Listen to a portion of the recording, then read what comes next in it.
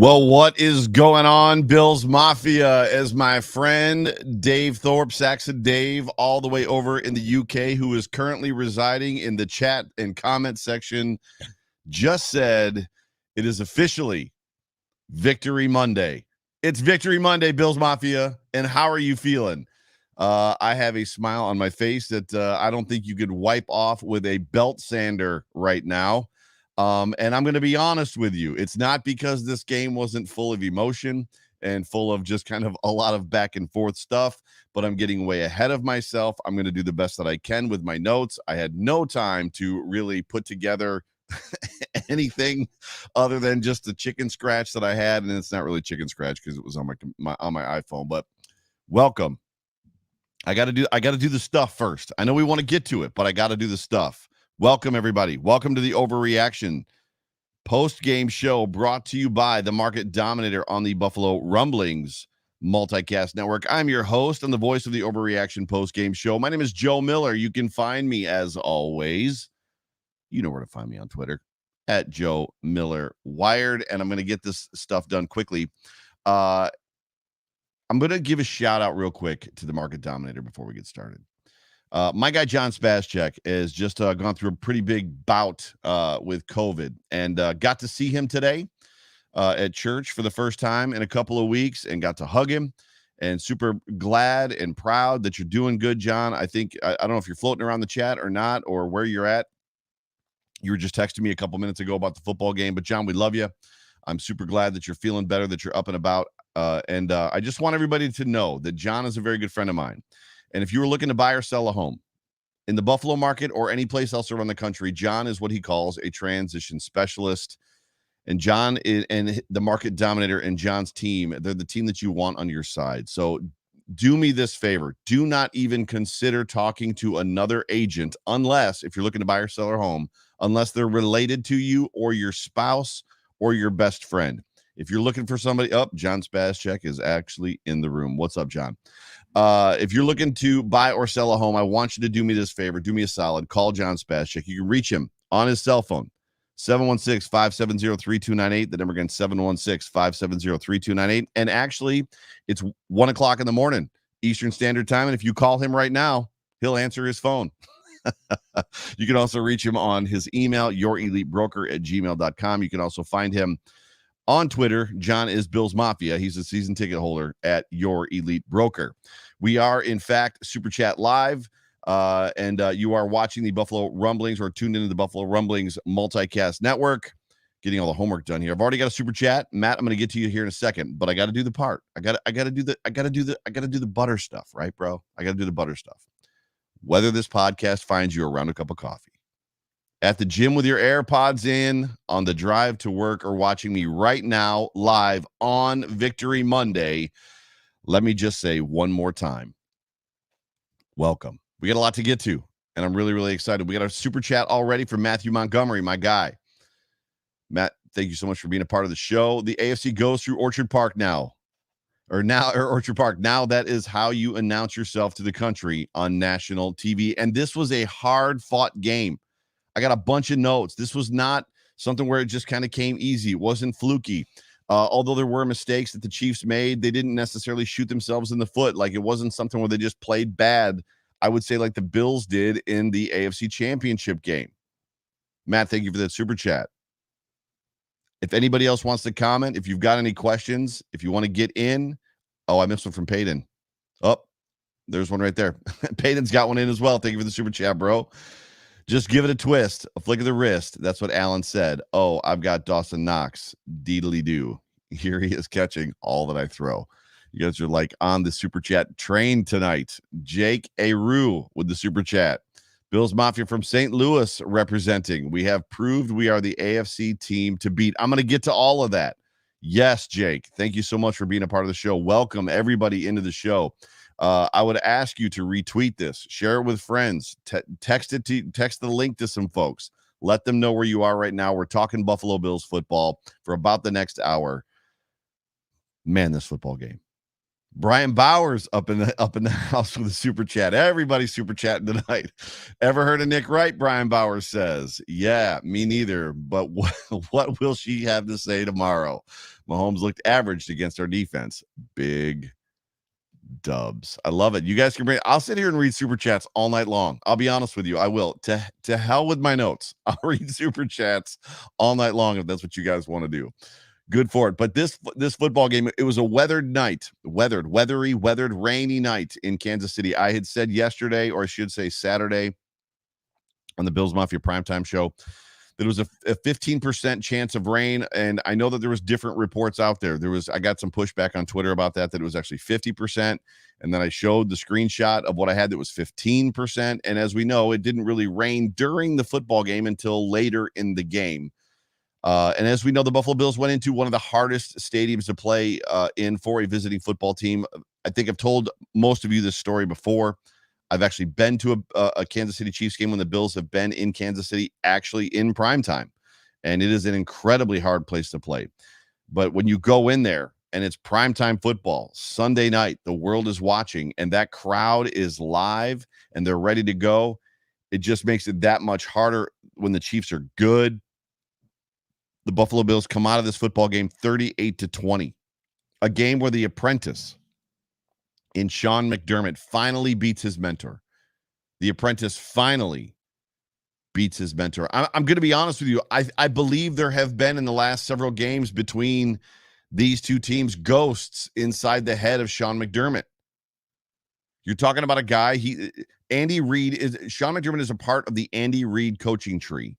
And Sean McDermott came from Andy Reid and was fired by Andy Reid, which there's a lot to be said there. And I know that as the story goes, that when Andy Reid fired Sean, he wasn't happy about it. He knew it was something that he had to do. And there was an issue to the point, not an issue, but there was comments to the fact of, you will be better because of this. And I expect you to springboard from this. And this will be a learning experience and blah, blah, blah, blah, blah. Make no mistake. Andy Reid means a lot to Sean McDermott. And I believe, as I said a second ago, that there was a lot of ghosts inside of Sean McDermott about Andy Reid and trying to get past his former mentor. But he's finally done it. This game had absolutely everything: fun, frustration, faith, and fear. I tried to come up with as many F words as I could. If you want to throw the F word in there where you were screaming at the television, yes, that happened too. There was a lot to celebrate in this game. And there was a lot to be nervous and freak out about. I'm going to do my best in my quarterly breakdown. Man, there was times I was like on the edge of my seat. There was times that I was excited, my hands hurting from clapping. McKenna and I were high-fiving on the couch. There was times I was screaming at the TV in frustration. There were times when I legitimately was like, that's the game. If that's it, like, You let the Chiefs score in under 3 minutes in a 3-possession football game. Now they're down 2 possessions. If they get this momentum, and if the Bills come out and try to go run, pass, and punt again, this football game's over. Over. But it's hard not to think that this was a playoff game in week 5. It's week 5. The Bills come into this football game 3-1. And you have to believe that this was a playoff game in their minds. And while nothing is truly decided, when you think seeds for the playoffs that are planted, no pun intended in that comment, you could tell literally that both of these teams knew that there were playoff implications as it pertained to this football game. Legitimate playoff implications to this football game. This was a heavyweight bout that, while it did not go 15 rounds, and this is not one of those games that you come out of 38-20 and you're like, oh, the game was never in doubt.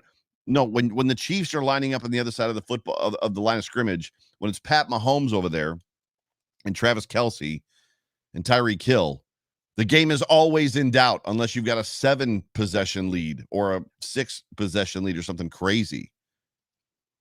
So as much as it's easy to look back and be like, oh, yeah, 38-20, no big deal, right? 38-20. We had this one wrapped up by halftime, 24-13. No big deal. It was a big deal.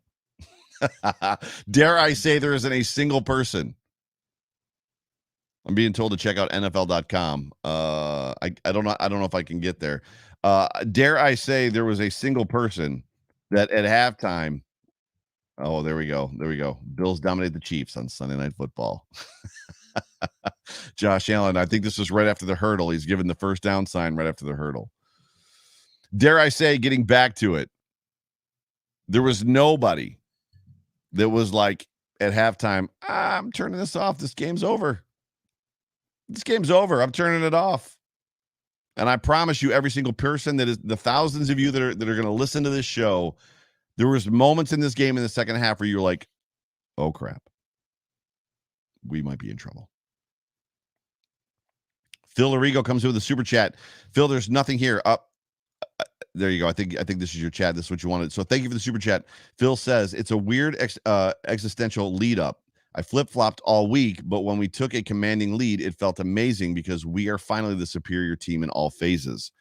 Phil, I can't agree more. That's literally where I'm going. Hang on. So don't go anywhere. I'm not that you would leave, but stick around for a couple minutes. I'm literally going to talk about what you're saying as far as I flip-flopped all week, but when we took a commanding lead, it felt amazing because we are finally the superior team in all phases. Phil, thank you for the super chat. You're the man. Appreciate you being a part of the show. My guy, Mike Kingsley in the house. Good to see you, Mike. But this was a heavyweight bout, and that while it didn't last 15 rounds, the Chiefs landed some strong blows. But they also made their lion's share of mistakes. And when good football teams play each other, it comes down to a lot of times defense and mistakes. Don't get me wrong, the Bills made mistakes too, a lot of them in penalty form, and these referees in this football game, it's hard to believe that they can outdo themselves. Referees, I mean. It's hard to believe that they can outdo themselves when you see Stephon Diggs clearly being interfered with on two plays, no flags, one where his arm is being barred. And then another play where Travis Kelce grabs Tre'Davious White by the back of the shoulder pad and pulls him to the ground, and then Tre'Davious gets called for the pass interference. When you're watching Greg Rousseau's jersey get pulled right to the side as Pat Mahomes is running off around him and then finally released, no call. Meanwhile, Mitch Morse gets called for holding on a play where there is no holding. The defensive holding calls, the referees were atrocious in this football game. But there were some calls against the Bills that they did commit. It's absolutely true. But I think what's interesting about this football game, and I'm going to get to the story of this game for me here in a second. I was told that the shutouts against the Texans and the Dolphins didn't matter. I was told that the shutouts against the Texans and the Dolphins, who faced the Texans today, faced the Patriots, and the Patriots didn't shut them out. The Dolphins today faced the Buccaneers, and the Buccaneers didn't shut them out. I was told that those games didn't matter because they were bad football teams. And that there was no way to read the Buffalo Bills defense based off of those football games because they were bad football teams with bad quarterbacks. What do you think now? I think that the Buffalo Bills defenses are really, really good. Really good. And I think Bills Mafia should settle in, because if the Bills defense can continue to play this way, if all we get is Josh Allen's floor from 2020, it's going to be a fun year. It's going to be a fun year. And I think what's interesting about this football game that we watched on Sunday night is that the Chiefs clearly have bought into Spagnuolo. Even though Spagnuolo played Josh Allen twice last year and beat him both times, dare I say frustrated him, partially because of coaching, the game plans going in. But the Chiefs have bought into the blueprint that to beat Josh Allen, you don't pressure him.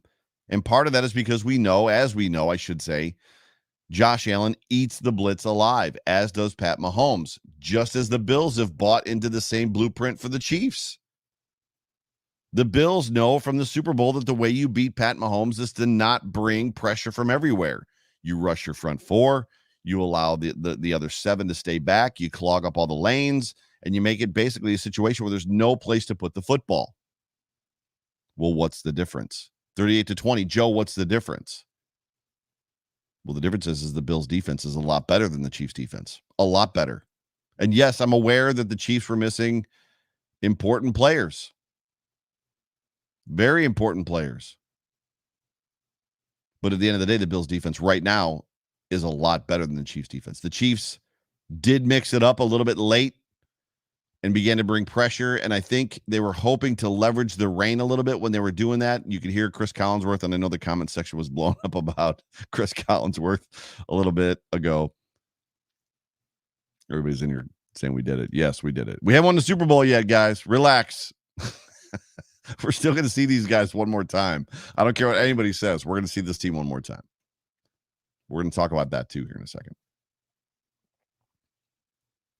But the Chiefs did mix it up late, and they tried to bring pressure to Josh Allen, and they tried to leverage what I felt was the sloppiness of the rain, and Collinsworth kind of alluded to that too.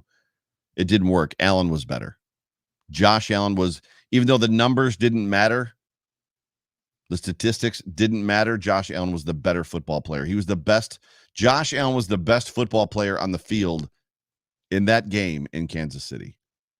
He wanted it more. He willed his team to win. He put his team on his back when it counted. And he beat the Chiefs when it mattered most. In the end, this football team, the Buffalo Bills, they've pitched 2 shutouts in 4 games.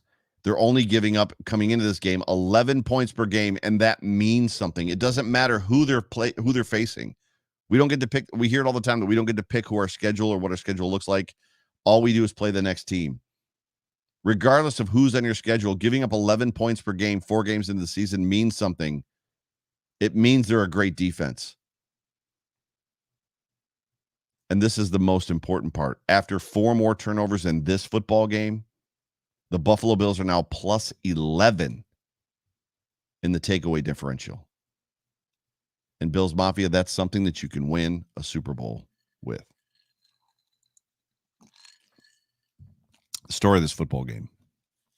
The story of this football game for me is, drum roll please, the Buffalo Bills. This is the question that we've been asking all offseason, through the draft, through free agency, through training camp, through everything that we've seen so far.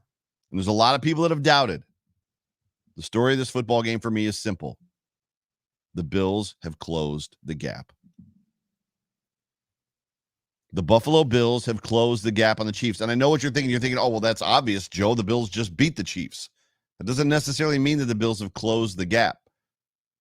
Sometimes good teams lose because they beat themselves.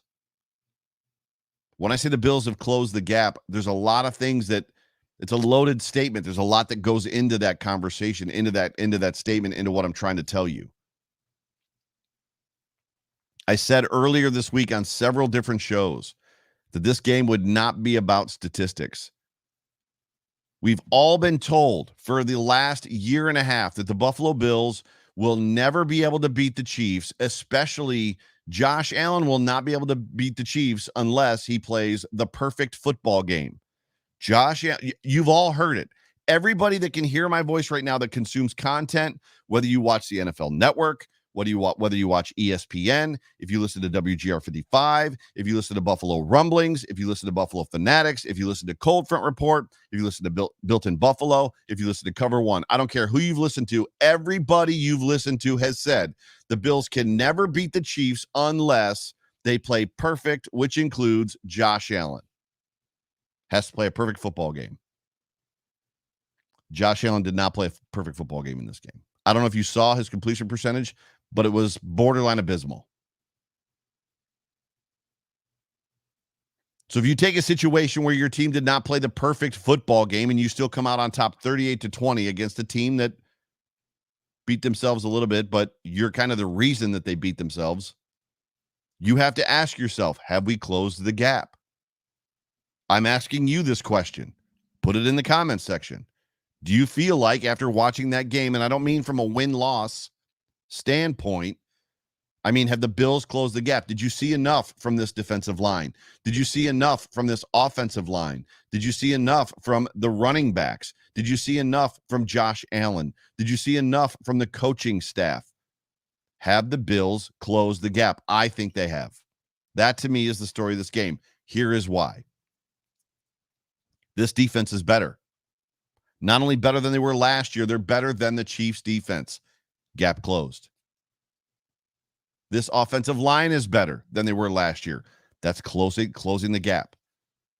I would tell you that this coaching staff was way better in this football game than they were in both games. Last year, they played scared, both in the regular season as well as in the playoff game. They were trying to be something that they weren't versus, look, this is who we are. You beat us. The coaching staff was better. They believed in their players. They believed in their game plan. They believed in who they are.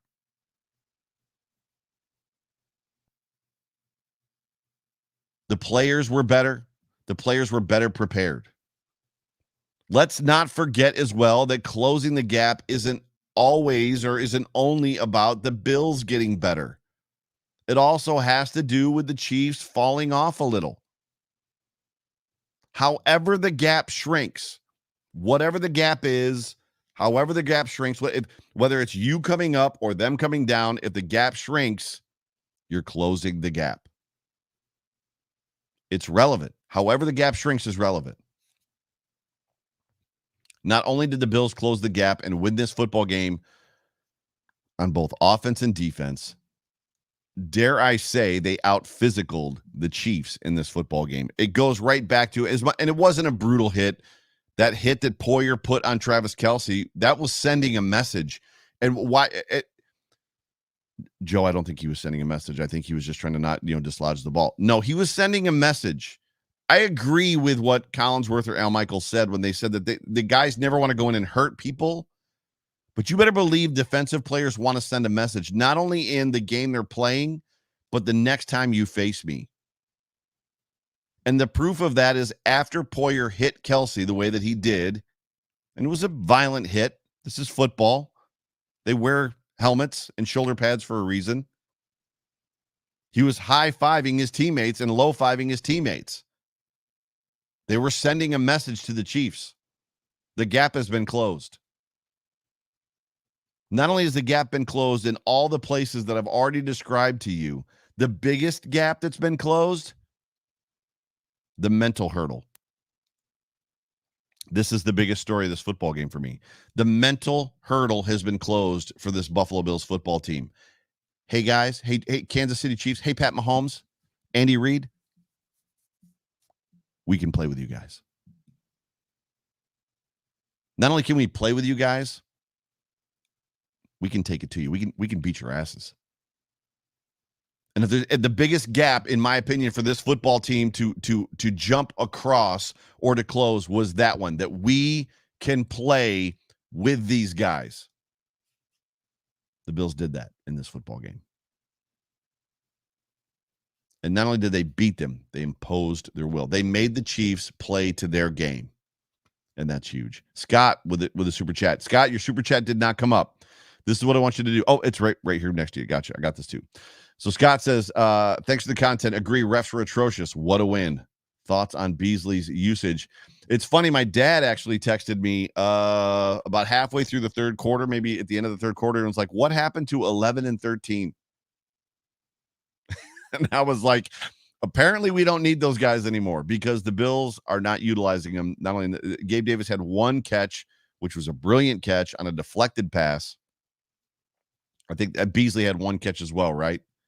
I don't know. I can't even begin to tell you, Scott. I don't know what's going on. Brooke with the super chat. Welcome into the show. Tampa Bay gave the blueprint. I was thinking that was said Tom Brady. Tampa Bay gave the blueprint. Kansas City needs to figure themselves out. Yes, Tampa did provide the blueprint, not only to potentially beat Pat Mahomes, but also to potentially beat Josh Allen. Those blueprints are very similar for these guys. The question is do you have the defensive personnel to beat them? That's a big question. Troy says, I'm just throwing this up here. Beasley killed my fantasy team. My guy Saxon Dave coming in with a super chat. No Milano and biased refs. We've made our own gap over them. Only rushing 4 is the game changer. Dave, you are on it. That's the biggest thing. If there's a takeaway for Bills Mafia in this football game, it's the pressure, how uncomfortable and unsettled Pat Mahomes was in the pocket the entire football game. He was not happy. He was frustrated. He was unsettled. He just wasn't comfortable back there. And you saw a lot of the throwaways. Obviously, you saw the errant passes that were out there. You saw the miscommunication between him and his receivers. He was not happy being in that pocket. Only rushing 4 is the game changer. Groot has been awesome, and Star is playing possessed. Dave, thank you for being a part of the show as always. You guys are crushing these super chats tonight. Jake Aru says with a super chat, Coach, going live in the post-game interview now. I wish I could bring it in. I wish I could tell you guys, hey, go listen. But if you want, I'm only going to be on here for a couple more minutes, about 20 more minutes, then we can go back and we can watch it. But yeah, if you got to jump off to listen to Coach McDermott's interview, I totally get it. If you can stick around for a minute, that's cool too. I'm going to jump through quarter by quarter here real fast. First quarter of this football game, the Chiefs open up, dare I say, methodically. Several third downs assisted by penalties, 18 plays, 7.5 minutes. They kick a field goal, 38 yards. We're all thinking, woo, that's a victory. They only kicked a field goal. And I agree, it was. Anytime you can keep the Chiefs to a field goal, it's a big deal. I think the Chiefs came into this football game having punted 6 times this year. They punted twice in this football game, which was big. The Bills are just, when they get the ball, it's run, the big Josh Allen run, and then the dart to Knox, right? Allen, 2 more runs, touchdown. There's a moment in this game where it's like, oh, this could end up being the Josh Allen game in the first quarter. And we're excited. 7-3. Josh Allen looks like he's comfortable. He's capable. There's whatever it is that's going on inside of his mind, his heart, his spirit, it's right there. He's not overplaying. He's not, as Kyle Brandt likes to say, sugar high Josh. Immediately after that touchdown, kickoff, big fumble by Pringle. The Buffalo Bills have a huge chance to capitalize on that. We're inside the Chiefs' 40-yard line, and they literally implode. And then this is the moment where all of us are like, uh-oh. And don't even tell me you weren't. When Josh Allen is trucking backwards 30 yards and then throws the ball away and gets, as soon as he threw it, you're just like, what are you doing? That's intentional grounding. As soon as he threw it, you knew. Literally implode, punt the football away. There's some point in the first quarter where I've got my notes of 6 penalties with a couple declined. And I'm just like, could you please put the flags away? Can the referees just put the flags away at this point? My summary for the first quarter, outside of crazy penalties, the Bills looked like the better team at times, but they looked a little bit tight and they were making some mistakes. They looked like they were... Does that make sense? When I say that the Bills looked tight in that first quarter, I don't know if you remember back some of the mistakes they were making after that first drive. They just looked like they were trying to not make mistakes. Does that make sense? That's how I felt anyway. I'm wondering if anybody felt that way as well. Second quarter of this football game, Tyreek Hill beats Trey. He was beating Trey a lot, as was Kelsey. The Chiefs come out in the second quarter and they're just being methodical and they're being patient. And I'm going to be honest with you, it was driving me crazy. Oh, and then the Chiefs score and they go up right on the Bills at that point in time. Bills get the ball back. Moss drop. There's a point in this second quarter where literally I'm sitting on the couch and I'm like, oh, I feel like this game just might be too big for the Bills. I feel like in the second quarter, there was a moment where I was like, I feel like we're just not ready. The mental piece, right? It's not a situation of we don't have the players, we don't have the guys, we don't have the smarts and the coaching staff. Dable isn't good enough. McDermott isn't good enough. There was just a moment in that second quarter. I was like, I'm just not sure that the Bills are like they're ready, that they've got big enough britches for this. Allen was 1 for 5 in the second quarter. And then he finally hits that ball to Diggs. Zach Moss hits that gigantic run. And then he had the big catch. And then that freaking dart that Josh Allen threw to Sanders. When Josh Allen let that ball go, I was like, Josh Allen finds his receivers in spots on the field that are borderline impossible throws. That ball to Sanders was unbelievable. And I'm thinking, here we go. Here we go. The Bills, like Josh Allen, he just found himself. We're going to get there now. The Bills force a punt. This is the moment where I'm thinking on the couch, Greg Rousseau is really good. And they did a whole segment, like they pined on about Greg Rousseau and like not being able to keep him off the field and yada, because they want him to, somewhat of a project and blah, blah, blah, blah, blah. Greg Rousseau is really good. And then finally, it felt like the refs maybe in that second quarter did put the flags away for a minute. 17-10, the Bass field goal after Allen late on the pass to Sanders. And then Tyler Bass, for the second time in 3 weeks, kicks the football out of bounds, and the Chiefs get the ball back at the 40. A couple of super chats here real quick. Brooke comes in with the super chat. Thanks for being a part of the show, Brooke. She says, refs stop taking football out of football. Please, if the refs, that's the perfect way of saying it. If the refs could please stop taking the football out of football, we would all be better off. Thank you, Brooke, for being a part of the show. Sexy Dave comes in again. The NFL needs to ban yellow gloves and shoes.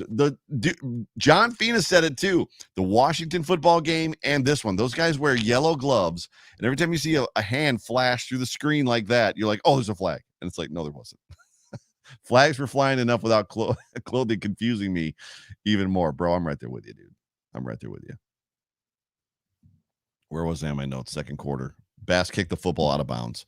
Bass is going to get my dude award for this show because there is no excuse for a kicker in the NFL, especially one who is drafted, to ever kick the football out of bounds. There's no excuse for it. Chiefs get the football at the 40. They turn the football over on downs with 1:50 left on the clock. I don't know if you guys remember this sequence or not. Allen hits Knox for 53 yards. And that's the moment I'm sitting on the couch going, this Chiefs defense sucks. Their defensive backs are garbage. Trash, hot trash. There's a moment I'm thinking to myself, how did we lose so badly to this football team last year? Because our players were running free, scot-free. You would think that if the Chiefs were not going to pressure Allen with the blitz, that they would at least have been playing two high safeties like the Bills were doing to them. They weren't. Everybody and their brother. I could have gotten behind their defense tonight and caught a pass from Josh Allen. At least that's how I felt. Halftime hits, and this is what's amazing. Mahomes is looking a little rattled, as I said. He's looking a little unsettled, and he's clearly frustrating. He's having conversations himself with the line judge and with the referees, wanting calls and not liking what's going on. 24-13 at the half. I'm going to give you something. Hang on. It was 24-13 at the half. Josh Allen was 7 of 14, 50% for 219 yards. He completed 7 passes. Josh Allen's got to play a perfect football game or there's no way the Buffalo Bills can win against the Chiefs. He completed 7 passes in the first half for 219 yards, 31 yards per completion, which I think somebody said on Twitter was an NFL record for one half. 30 yards per completion. Insane. I'm going to wrap these up. Third quarter, both teams come out, and they both punt. Both teams, after an hour and 15-minute long break, they both came out and they seemed understandably a little bit flat. And then Micah Hyde does what Micah Hyde does. It was interesting to me in this football game. As much as I know they do it every week, I've never paid attention to it. I was paying attention to the PFF grades, and we all know that Bills Mafia has a love-hate relationship, more of a hate-love relationship with PFF. But the PFF grades for all of the Chiefs' offense was in like the top 5. Every single player, every player, top 5 to top 10. Bills defense, 30s, 40s. Other than Micah Hyde. Micah Hyde was 1. Micah Hyde is the number 1 rated safety for PFF in the NFL. So Micah Hyde does what Micah Hyde does. Pick 6, baby. And what's interesting to me is I cannot wait to hear the talking heads talk about this football game tomorrow and the fact that there's a pick 6 on Pat Mahomes' resume right now. And then it's 4th and 3. The Chiefs get the ball back in the third quarter. It's 4th and 3 from their own 32, and they got to go for it. Third quarter, halfway through, 4th and 3 from their own 32. The Bills get the stop. And this is where John Fina and I were texting back and forth, and he was kind of mad at me. I think he was. Because he didn't think that there was a roughing the passer penalty on Oliver, and I felt like Oliver should have let up. 4th and 3 on the Chiefs 32. Oliver gets a roughing the passer penalty. I don't care what you think about how hard he hit him. He was at his knees and below. It's a penalty every freaking time, and he was a little bit late. In my opinion, if Oliver can find some way to pull up, find some way to realize the ball's coming out, find some way to realize he cannot hit Pat Mahomes, of all people, below the knees, and he does not get that penalty, the game is over. The celebration for this football game starts right there, because the Bills get the ball at the 32 of the Chiefs. They're at least in field goal range, which it's not only a 3-possession game at that point, I believe it's a 3-touchdown game at that point. The celebration begins, but no, that's not what happens. We give them 15 yards. And what happens right after that? If I'm not mistaken, or was it later in the game? I might be having my penalties picked up or mixed up. I think I have my penalties mixed up. I'm thinking of the holding that wasn't holding on Morse, and then the fake roughing the passer later on Josh. Anyways, I digress. It feels like after that moment that the Chiefs get the momentum going, right? They get that 15-yard penalty, and then Groot shuts them down. They drive all the way down the field. I think they were at the 20, inside the 20. And Groot shuts them down. He gets an interception. Gets his first interception of his career, which was awesome. This kid is good. He's going to be a great football player, and he's a good kid. He's just a good kid. But what do the Bills do? They go 3 and out. And then Hawk with the short punt, just across, I believe, the 50-yard line. And I'm finding it hard for me not to believe, and it had nothing to do with this game, but I'm finding it hard to believe that he's not a liability and going to continue to be a liability for this football team. There was a moment for me, and I'm not saying that everybody felt this way. This is just how I felt during the game. At this point, I felt like the Bills were beginning to lose control, right? They were beginning to lose that little bit of, no matter what happens, we got this. The Chiefs were beginning to find themselves and impose their will a little bit on, right, the Bills. Despite having a 3-possession lead. This was the moment, if I'm not mistaken, that the Chiefs literally scored in under 3 minutes. So they drove right back down the field after the Matt Hawk punt, short punt, shank off of his foot, and they scored in under 3 minutes. And that was where I'm like, the Bills cannot, I was tweeting it, the Bills cannot go punt, pass, punt, run, pass, punt, and expect to win this football game, because the Chiefs are too freaking good for that. They're going to find a way to get in the end zone. And what do we see? We saw the Bills come out after that, and even in the pouring rain, that's when the rain came. Even in the pouring rain, the Bills began to open it up, right? By the way, shout out to everybody. It's 1:30 in the morning. I've been on this thing for 40 minutes. Shout out to everybody that's tuned in right now live.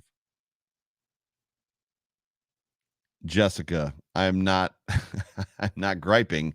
This show, Jessica says, stop bitching. You have PTSD from all the Bills failing years. Oh my God. First of all, this is the Overreaction podcast. So my job, the premise of this show is for me to come on and tell you how I felt from the couch. And I would also say, Jessica, if you were sitting there on your couch at this point, thumbing through, I don't know, Facebook because you felt the game was over because the Bills had it wildly in control, then you might be a better person than me.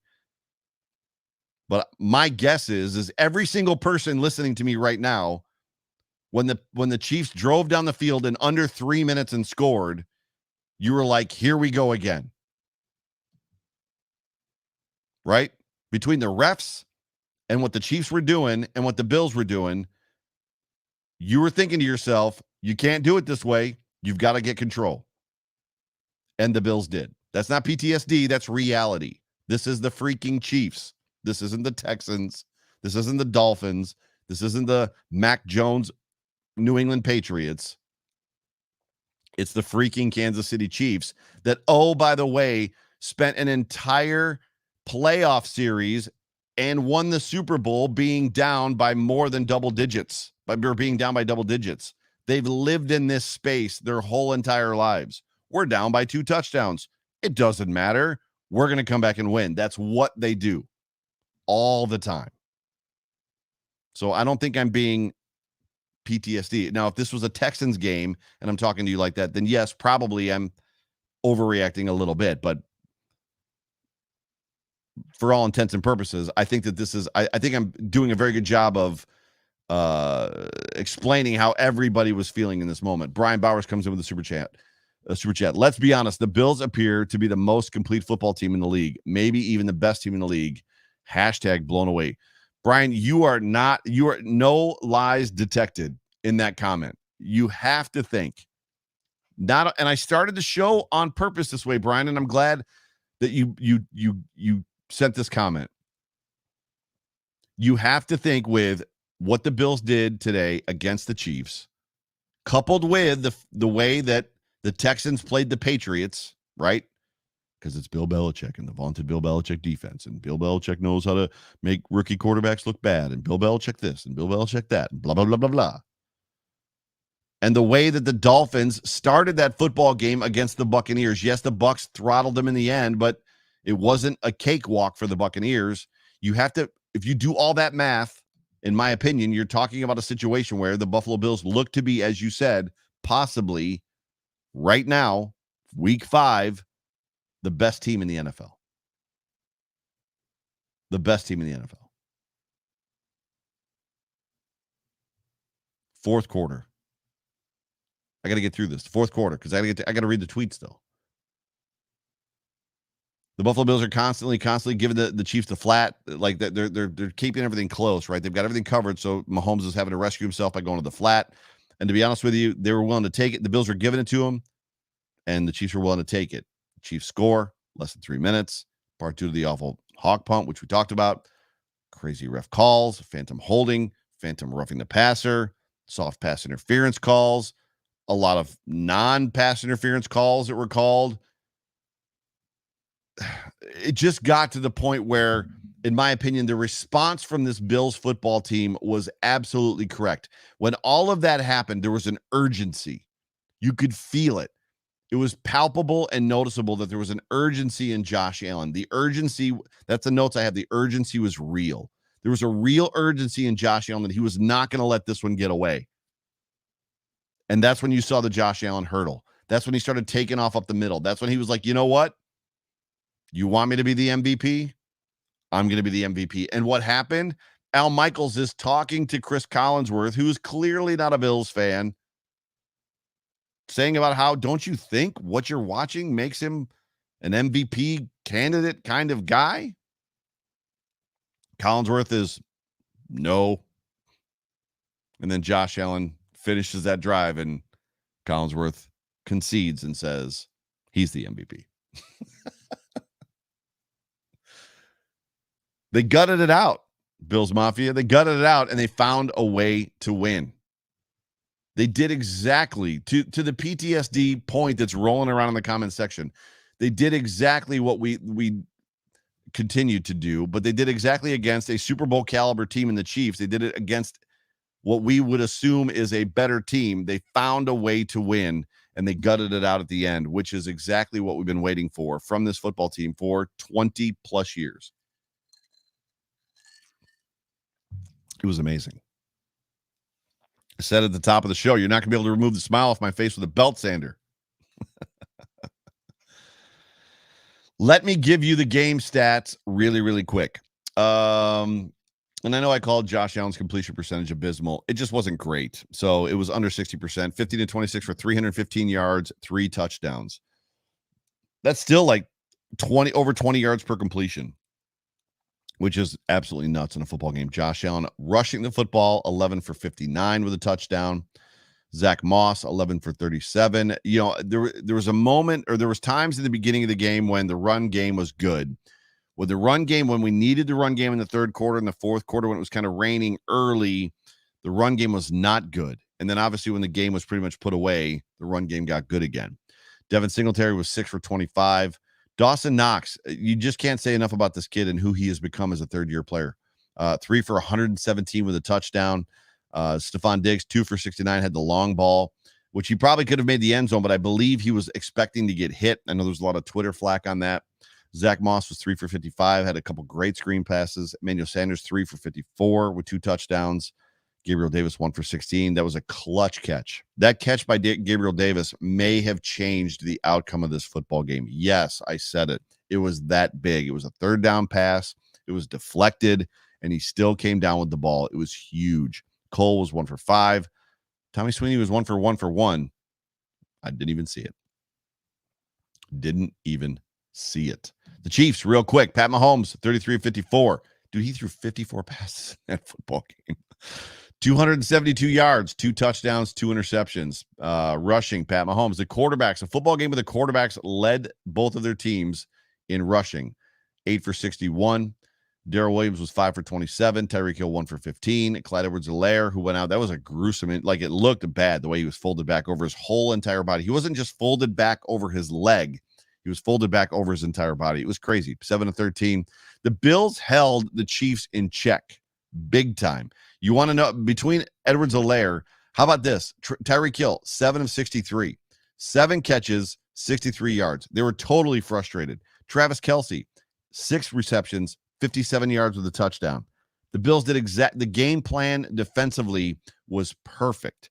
It was absolutely perfect, and the offense complemented it because they went out and they scored, which put more pressure on the Chiefs' offense to try and score, which just put everything in the wheelhouse of the defense. The complementary football game, to Brian Bauer's point, that the Bills are playing right now is incredible, and I absolutely freaking love it. Love it. We're going to wrap this thing up here in a minute. Appreciate you guys hanging on with me. The Dude Awards. So for those of you that are new to this program, the Dude Awards, everybody does arrow up. Everybody does arrow down, or they do, I don't know, thumbs up or thumbs down or whatever their awards are for the week. I do the Dude Awards. So for me, it's the dude, like, you did great. Dude, you're the man. Or, dude, you got to get better. Like, dude, this is not good enough, dude. My Dude Awards. And it's not progressive, meaning that, like, when a player becomes good and, like, starts showing how good he is, that, like, he's no longer welcome to get the Dude Award. Like, he can get it every single week. So this week, my Dude Award goes to Josh Allen, first of all. Josh Allen showed me in this football game why. Not that I wasn't convinced before. He is an MVP candidate. These are the games where you walk away from and you're like, Josh Allen, that hurdle, the runs, gutting it out, the passes that he made. He did not throw an interception. He did not put the ball on the ground. This was a football game where you walk away from it going, maybe his numbers, his completion percentage, which I know that's the thing that people rail on him the most. Maybe his completion percentage wasn't 68% or 71%, but the dude balled out. He did exactly what he needed to do to take his team to victory Monday. He did it. Josh Allen gets my first Dude Award. Second Dude Award, Dawson Knox. This kid, I've already talked about it. This kid is just growing into himself and who he is as a tight end in the NFL, and I love it. You can't say enough for my last Dude Award for Tremaine Edmunds. Tremaine Edmunds, he was the AFC Defensive Player of the Week last week, and he had that one rundown on Clyde Edwards-Helaire that was stupid. Like, it was sick. It was ridiculous how fast he got there. This guy is just playing lights out. That defense is largely, if you watch and pay attention, he is directing traffic. He's watching the shifts in the offense. He's making sure people are lined up. Tremaine Edmunds is playing incredible. It might not be Khalil Mack football, where he's in the backfield and, like, wrecking running backs in the hole, but he is playing tremendous football right now, and we need to give the dude props. As Jay Spence the King likes to say, he's catching bodies out there. It's incredible how well this kid is playing. Now, on the other side, dude. My first Dude Award has to go to Matt Hawk. I need this guy to be better. I need this guy to speed up his sequence before the punt. And I need him to not shank footballs like he did in Buffalo when he was a Miami Dolphin and like he did in this game. I need him to never do that, especially against the Chiefs. At some point in time, that's going to hurt us. And the Mafia is not going to like my last Dude Award. I'm sorry. I got to say it. I got to be honest. I don't know what it is about the matchup with the Chiefs. I don't know what it is about the assignments that he's given. I don't know what it is about the players that he has to guard or that he has to defend. But Trey White has a very, very hard time against this Chiefs offensive team. I don't know what it is, but they were not staying away from Trey. I don't want to say they were attacking Trey, but Pat Mahomes is not afraid of Trey White at all. And I'll be honest with you, as it stands right now, Pat Mahomes doesn't necessarily need to be afraid of Trey White. He made a couple good plays, but by and large, Pat Mahomes and that offense beat Trey a lot. I need him to get his head right against this team because they're going to see them again. He needs to take this win. He needs to understand what the rest of his teammates did and realize he doesn't have to do it all on his own. He doesn't have to be the guy that shuts down Tyreek Hill completely. He doesn't have to be the guy that shuts down Travis Kelce completely. He can be just 1/11th and do his thing. Yes, I know Trey got the fumble recovery. I see that in the comments. I'm not saying that he didn't play good or that he didn't play okay. I'm just saying he got beat a lot. And it just seems like against the Chiefs, he gets, I don't want to say exposed, but he gets a little bit, he has a rough time. Can we just be honest and say that he has a rough time against his foot? And that's with being drugged down by Travis Kelce. That pass interference call was a joke. That was not pass interference. Kelce grabbed him by the shoulder pads and pulled him into him. Like tackled him, basically, is what happened. It was ridiculous. Ladies and gentlemen, you have been tuned into the Overreaction post-game show, and now is the moment where I'm going to read your tweets, or I'm going to do my best to read them. My guess is there's going to be a bunch. There's not a ton, so we're good. We're not going to be here till 1 o'clock in the morning. Or wait, it's already past 1. Sorry, my bad. It's late. I don't know what to tell you. So I sent the tweet out. How does this emotional roller coaster win have you feeling, Bills Mafia? Tweet me and I'll be reading your tweets live on the show right here in a few minutes. Some people quote tweeted it. What did they say? That's retweeted by, where are the quote tweets? There it is. Oh, it was Richard Brush, my guy Richard. First tweet comes in from Megs at foul_Megs. Do the Buffalo Bills finally get the respect they deserve? Offense and defense dominated. JA17 met the moment and played a great game. That hurdle seen around the world. Hard eyes. Chiefs looked frustrated, and I loved it. The refs and Collinsworth shaking my head, rather. No words. Hashtag Wildest Dreamsland. First, hashtag Wildest Dreamsland. I have not actually said it. You want to talk about a show that I should have started the whole entire freaking thing with hashtag Wildest Dreamsland? This was the one, and I missed it. Thank you, Megs, for having my back. I appreciate that. Yes, to everything that you just said. That hurdle is the highlight that I want to see for the rest of the week, for sure. Josh Allen stepped up, and he did what Josh Allen can do, which is great. David G. Buffalo Bills, 4-1, and I got to get to his handle. At Suckless Gorgon, which is funny. I am pumped. Delays, garbage penalties, missed opportunities, but they came together and on offense and defense and special teams, and they made it work. And it's true. That's exactly what happened. My guy Saxa Dave at Saxa Dave. That game was torture. Not because of how we played, but the weather delay was bad. It's 5:53 a.m. here in the UK. Refs were awful. The commentary was worse. To keep the Chiefs to 20 with that officiating is beyond elite. I agree, bro. In the words of the Black Eyed Peas, I got the feeling. Let LFG go Bills.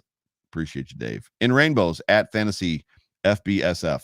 Cannot remember many wins feeling better than this one. There was people in the comment section that said they cried after this football game. And I get it. I totally get it.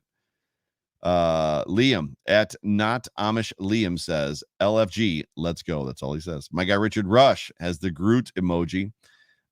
Richard R. Rush, too. I don't feel like I've aged 10 years this time, which is good. The officiating was one-sided, or it'd be a bigger win. Collinsworth still needs to shut up. The best part is they've got his son on the show now, too. He does a pregame. This is the first on the road to redemption.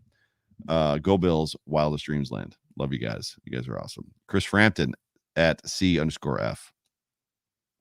Best team in the league. Go Bills. F the Chiefs. F Collinsworth. Bring on the Titans. The only thing you're missing in there, bro, is the F the refs.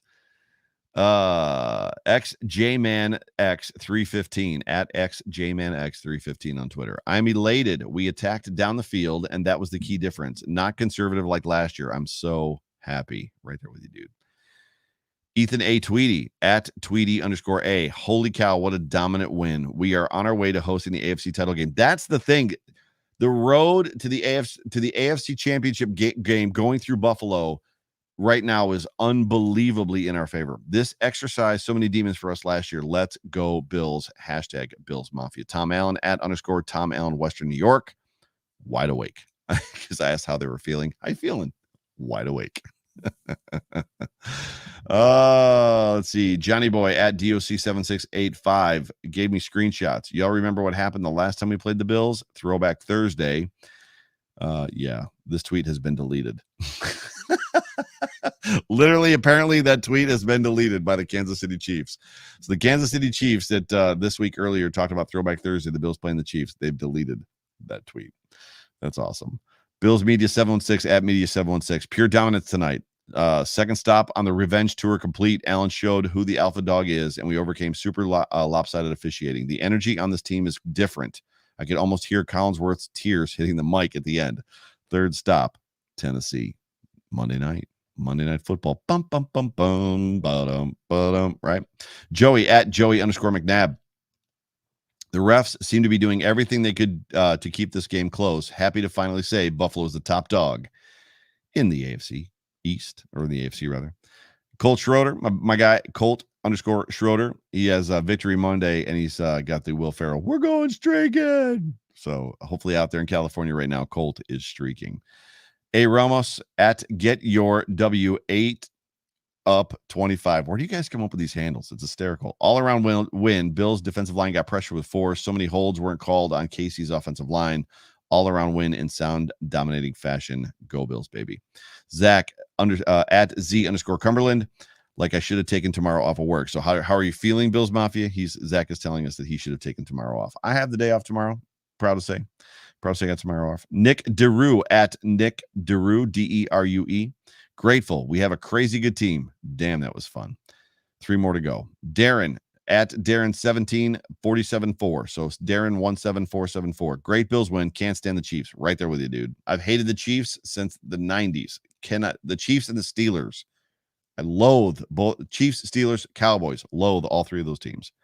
Scott of Bills Mafia at Scott Muensner. So Muenznner. Elated. The team exercised the Patriot demons from last year and made a huge step tonight with the Chiefs. It's a great time to be a Bills fan. The Dramatic Gambler. This is my last one for tonight. At Dramatic Gambler. Just because they wear the same uniform doesn't mean that that's the team that's been slapping you around for years. 2021 Chiefs team isn't good at all, so who cares? Mahomes coming down to earth, and defense is literally one of the worst in the NFL. Focus on the good teams. I'm going to be honest with you. And this is what I'm going to leave you guys with this. There's not many good teams left. The Buffalo Bills right now are the standard in the AFC. The standard in the AFC. Let that marinate. This victory Monday, this victory Tuesday, this victory Wednesday and Thursday and Friday, going all the way into next week when we face the Tennessee Titans, I believe, on Monday Night Football. Ladies and gentlemen, you have been tuned into the Overreaction postgame show brought to you by the market dominator on the Buffalo Rumblings multicast network. Your Buffalo Bills are 4-1. It's Victory Monday, and I'm here to tell you that I'm your host, the voice of the Overreaction postgame show. My name is Joe Miller, and you can find me on Twitter at Joe Miller Wired. And here's the thing. If you follow me, I'll follow you back. But I want you, Bills Mafia, to go into this week excited because you have the best team in the AFC. You've knocked the bully off the block, just as one of the tweeters said. The Patriots last year, the Chiefs this year. It's not all sunshine and roses from here on out. There's still a lot of work to do. It's week 5, and a lot can happen. Enjoy this, Bills Mafia. Savor this win. Joe Miller, I love you guys. Catch me and John Fina tomorrow, or I should say today, at 9 o'clock on the Off Tackle with John Fina show, 9 p.m. Eastern Standard Time, live right here on YouTube and the Buffalo Rumblings Multicast Network. Until today, later, until I catch a couple Z's, catch a couple sleeps. I love you guys. I love this football team. I love my city. Go Bills.